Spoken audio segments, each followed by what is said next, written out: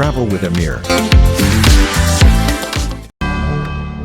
Do you know that Istanbul is the world's 8th most visited city with 14 million visitors every year? It is beautiful every season, but there is undeniable magic about winter.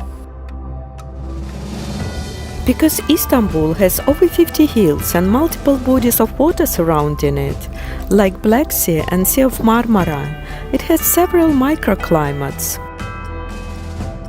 Unlike many European cities, Istanbul isn't a city that gets to freezing temperatures often. However, the daily mean is a few degrees above zero. Istanbul is one of the snowiest cities in the Mediterranean basin, and that is because of the cold air coming from the north.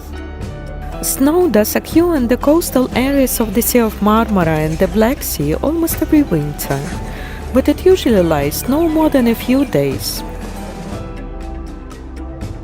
Suppose you're exploring outdoorsy touristic spots like Istiklal Street.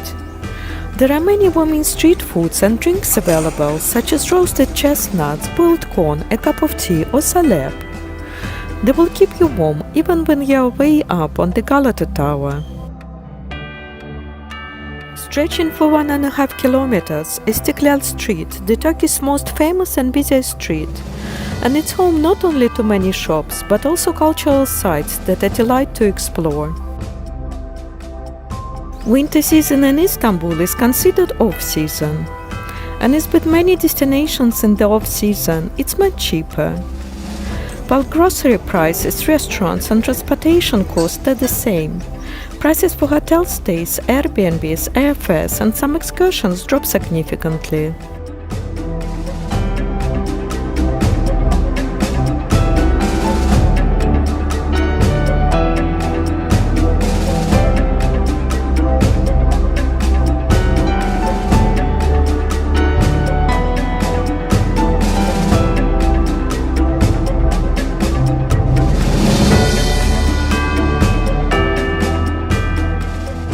In my previous videos I talked more about Istiklal Street and Galata Tower, but I would like to emphasize again that it's one of the oldest watchtowers in the world.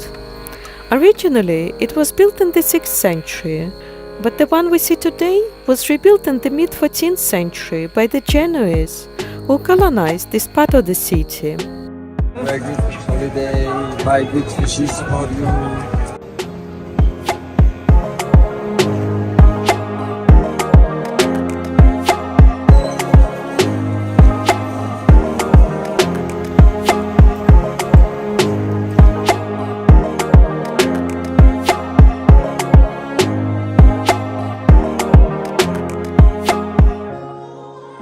The original church of Sant'Antonio of Padua was built in 1725 by the Italian community of Istanbul, but was later demolished and replaced by the current building, which was constructed on the same site.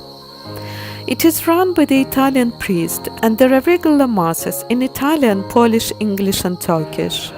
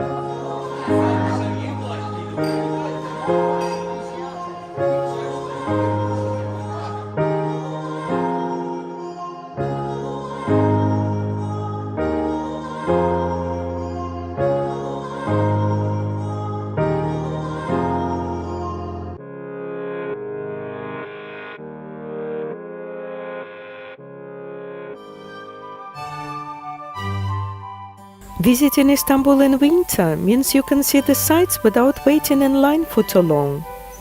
Dolmabahce Palace is a tourist hotspot, and while you have to wait in lines for hours in the summer months, there is hardly any wait in winter. Dolmabahce Palace was built in the mid-19th century by the Empire 31st Sultan Abdulmejid. Previously, the Sultan and his family had lived at Topkapi Palace, but as the medieval Topkapi was lacking in contemporary style, luxury and comfort as compared to the palaces of the European monarchs, Abdulmejid decided to build a new modern palace. The construction cost was 35 tons of gold, the equivalent $1.9 billion in today's values. The palace was home to 6 sultans until 1924, when the ownership of the palace was transferred to the national heritage of the new Turkish Republic. Dolmabahce translates field and garden, and it's the largest palace in Turkey. It has an area of 45,000 square meters and contains 285 rooms, 46 halls, 6 hammams and 68 toilets. The design contains eclectic elements from Baroque, Rococo and Neoclassical style, blended with traditional Ottoman architecture to create a new synthesis. The palace is extensively decorated with gold and crystals. 14 tons of gold were used to gild the ceilings. Over 100 kilos of gold were used to decorate the palace.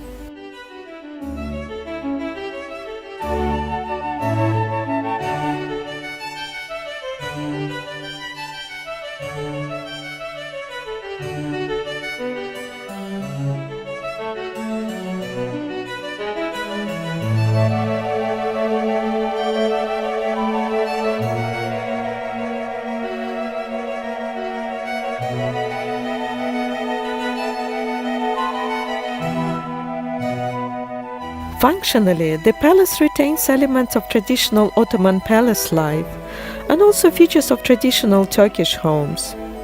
It's strictly separated in the southern wing, the quarters reserved for men containing the public representation rooms, and the northern wing, the harem, serving as the private residential area of Sultan and his family.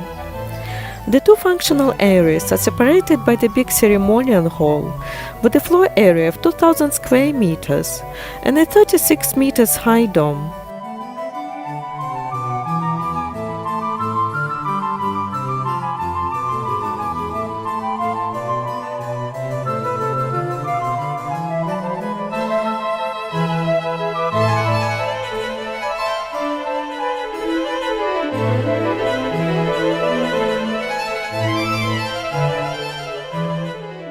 The harem was a traditional feature of many Middle Eastern architectural structures throughout history.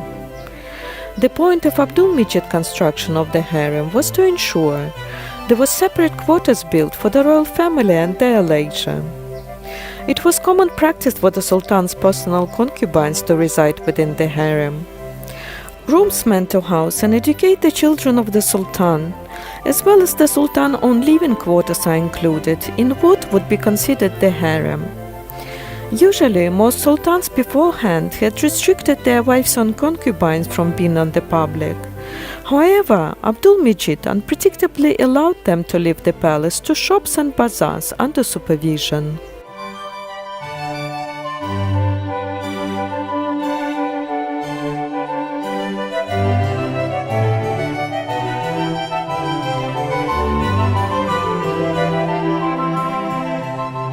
If you enjoyed watching this video, I encourage you to subscribe, click like and hit notification bell button to get updated of the new releases.